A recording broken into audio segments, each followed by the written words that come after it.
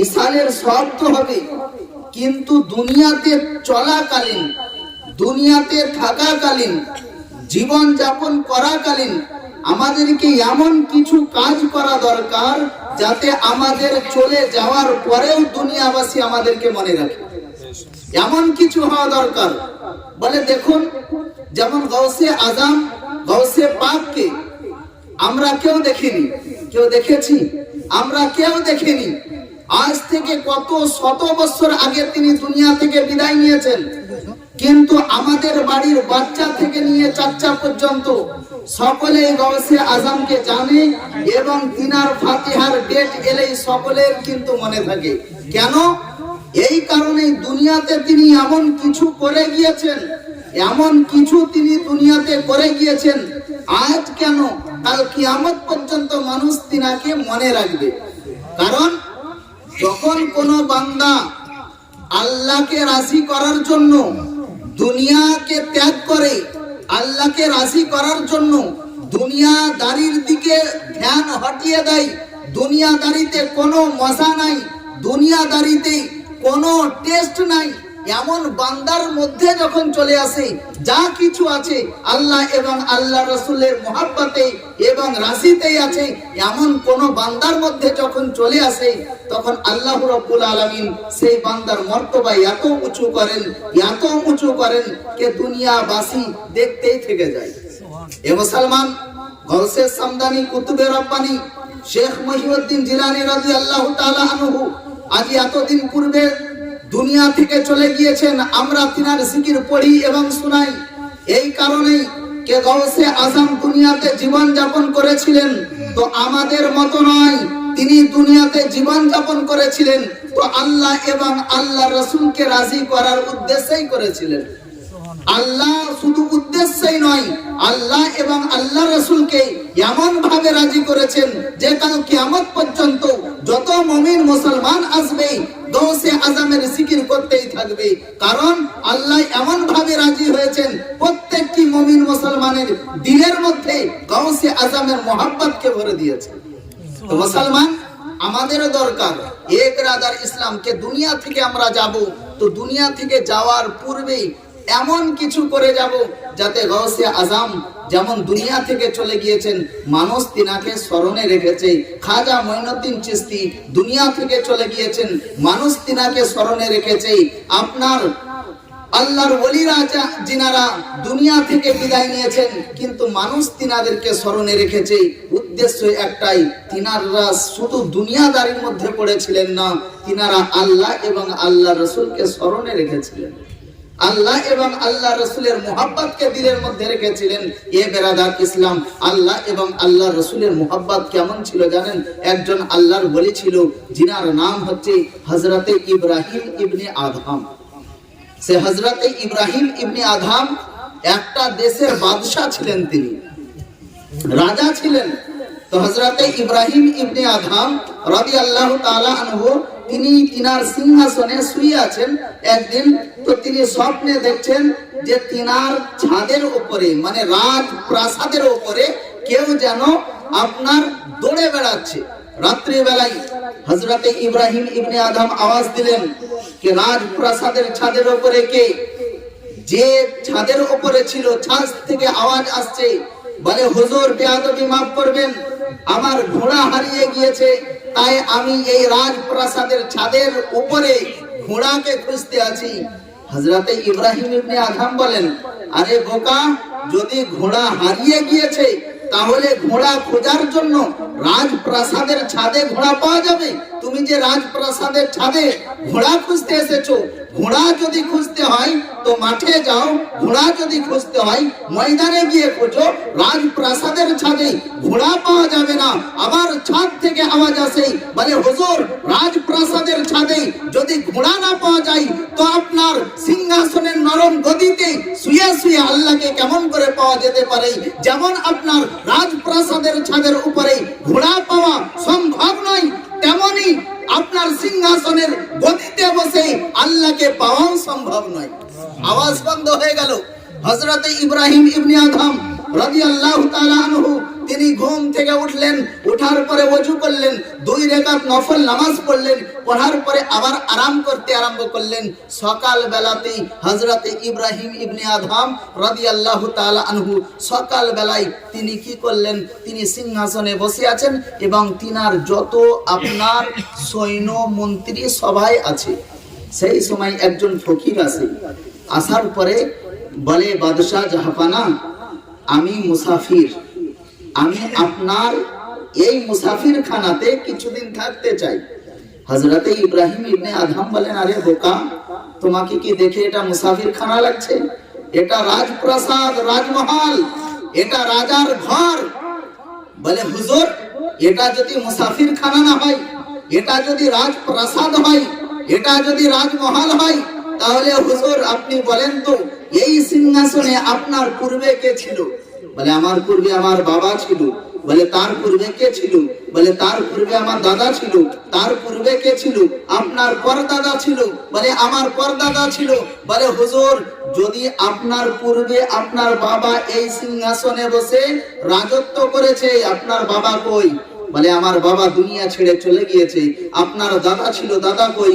বলে, দুনিয়া ছেড়ে চলে গিয়েছে। বলে, হুজুর, এটা যদি মুসাফির খানা না হতো, তাহলে এই সিংহাসনে আপনি থাকতেন না, আপনার দাদা থাকতো। এটা মুসাফির খানা বলেই তো এক এক করে এসেছে, আর আপনার মুসাফিরের মতো এসেছে আর চলে গিয়েছে, তাই এটা হচ্ছে আপনার মুসাফির খানা। হযরতে ইব্রাহিম ইবনে আদহাম শুনলেন, আর সেই ফকির বলার সঙ্গে সঙ্গে কিন্তু রাজপ্রাসাদ থেকে বেরিয়ে হাঁটতে আরম্ভ করলো। হযরতে ইব্রাহিম ইবনে আদহাম বলেন, বলে, শোনো, আমার রাজপ্রাসাদে যাও, যাওয়ার পরে আমার মুসাল্লাটা নিয়ে এসো।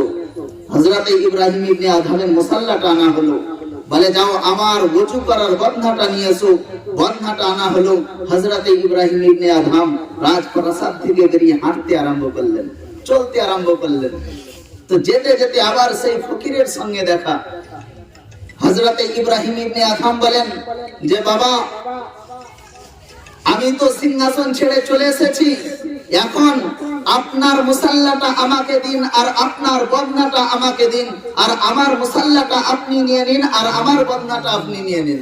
বদলা বদলি করলেন।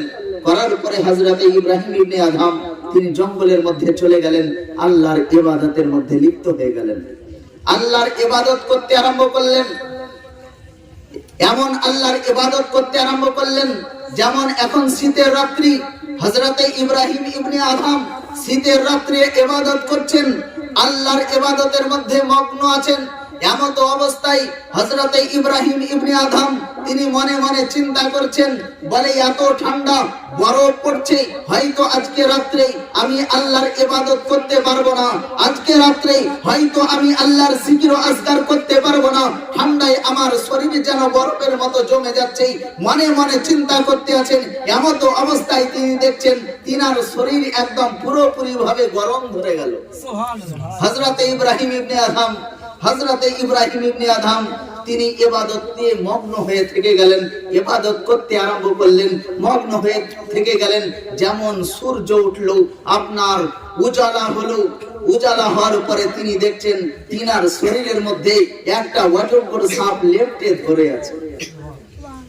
এ মুসলমান, যে সাপ দেখলে আমরা ভয় পালাই, যে আপনার বর্ণের হিংস্র পশুকে দেখলে ভয় পালাই, সেই সাপ কিন্তু হযরতে ইব্রাহিম ইবনে আদহামের হেফাজত করছে। কারণ শুধু একটাই, তিনি দুনিয়াদারির জন্য কিছু করেননি, তিনি যেটা করছিলেন রবের রসামন্দির জন্য করছিলেন। আর রব হযরতে ইব্রাহিম আদহাম রাদিয়াল্লাহু তাআলা আনহুর হেফাজত করছিলেন। কি হেফাজত কেমন ভাবে করতেছিলেন? বলে, সেই অজগর সাপকে দিয়ে হেফাজত করাচ্ছে। এ মুসলমান, হযরতে ইব্রাহিম ইবনে আদহাম ইবাদত করেন। এমত অবস্থায় নদীর ধারে তিনি বসে আছেন, আর নদীর ধারে বসে আছেন এমত অবস্থায় সেই তিনার দেশের যারা নাগরিক ছিল, আপনার ব্যবসা বাণিজ্য করে তারা কিন্তু আবার দেশের দিকে রওনা নিচ্ছে, দেশের দিকে ফিরে যাচ্ছে। এমত অবস্থায় হযরতে ইব্রাহিম ইবনে আদহামকে দেখলো। দেখার পরে দেখে তাদের হযরতে ইব্রাহিম ইবনে আদহামের শরীরে ছিঁড়া ফাটা জামা দেখে কিন্তু চিনে গিয়েছে। তারা নেমে বলে, হুজুর, আপনি সিংহাসন ছেড়ে কোথায় চলে এসেছেন? আপনার কি পরিস্থিতি হয়ে গিয়েছে? ছিঁড়া ফাটা জামা কাপড় পরে আপনার কি পরিস্থিতি? হযরতে ইব্রাহিম ইবনে আদহামকে বলে হুজুর, আপনি আবার দেশে পুনরায় ফিরে চলুন, আবার আপনি সিংহাসনে বসুন, আবার আপনি রাজত্ব করুন। হযরতে ইব্রাহিম ইবনে আদহাম বলে শোনো, আমি আল্লাহর ইবাদত করে আল্লাহর জিকির ও আজকার করে আমি যেটা পেয়েছি সেটা সিংহাসনে থাকলে পেতাম না, বা সিংহাসনে থাকলে কখনো সম্ভব হতো না। বলে হুজুর, আপনি কি পেয়েছেন? বলে আমি কি পেয়েছি জানো? নদীর ধারে হযরতে ইব্রাহিম ইবনে আদহাম বসে আছেন, আর বসে থাকাকালীন তিনি নদীতে ইশারা করলেন, বলে এ নদীর মাছেরা, আমার জন্য একটা করে চোঁচ উঠিয়ে নিয়ে আয়। খোদার কসম করে বলি, হযরতে ইব্রাহিম ইবনে আদহামের কথার বলার সঙ্গে সঙ্গে আপনার নদীতে মাছেরা একটা করে সোনার চোঁচকে নিয়ে আসার পরে নদীর পাড়ে এসে মুখকে উঠিয়ে দিল।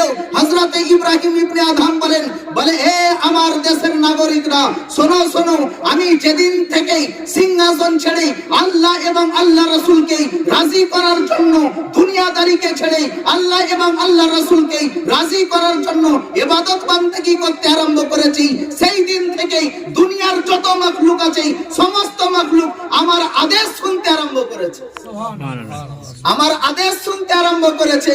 এ বেরাদার ইসলাম, তাই মুসলমান আল্লাহ এবং আল্লাহ রাসূলকে রাজি করার জন্য, আল্লাহ এবং আল্লাহ রাসূলকে রাজি করার জন্য যারা আপনার দুনিয়াকে ঠোকর মেরেছে, আল্লাহ এবং আল্লাহ রাসূলের রাজি করার জন্য দুনিয়াকে ঠোকর মেরে আল্লাহ এবং আল্লাহ রাসূলের পথের দিকে চলেছে, এ মুসলমান, তাদের জিকির আজও হবে, কালও হবে, কিয়ামত পর্যন্ত হবে। শুধু তাই নয়, যাদেরকে দেখে পাবলিক মানুষ ভয় করে, তারা তাদের হেফাজত করে।